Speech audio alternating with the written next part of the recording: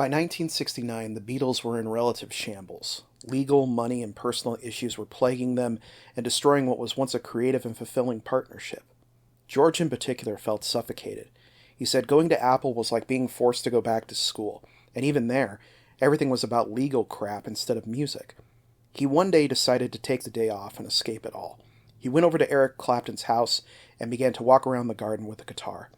He said, "It seems as if winter in England goes on forever. By the time spring comes around, you feel like you really deserve it." So one day I decided I was going to sag off Apple, and I went over to Eric Clapton's house. The relief of not having to go and see all those dopey accountants was wonderful, and I walked around the garden with one of Eric's acoustic guitars and wrote, "Here Comes the Sun." It's probably why the song feels so genuine, because it comes from such a real and personal place from George. The song probably could have worked with just him on the guitar, but he decided to add something relatively new at the time, the Moog synthesizer. It was so new that George's had to be custom made by the inventor himself. He said, "It was one thing having one, it was another trying to make it work. There wasn't an instruction manual, and even if there was, it probably would have been a couple thousand pages long.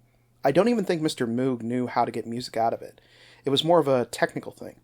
When you listen to the sounds on songs like Here Comes the Sun, it does some good things, but they're all very kind of infantile sounds."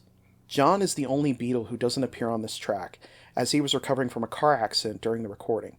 A small orchestral group was brought in to give the song a more grandiose feel. George even recorded an additional solo for the track, but decided to leave it out. It would remain unheard until the documentary Living in the Material World showcased it. The societal impact of this track was enormous. It speaks so deeply to so many people. George reminds us that bad times aren't forever, that they will end, and that better things are indeed on the horizon.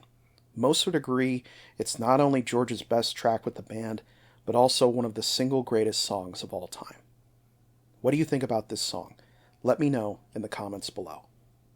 The content on this channel is made possible from viewers like you. Help the channel grow by supporting me on Ko-fi, which you can find a link to below. You can also help by liking, commenting, sharing, and subscribing. Thank you again for watching, and I will see you guys next time.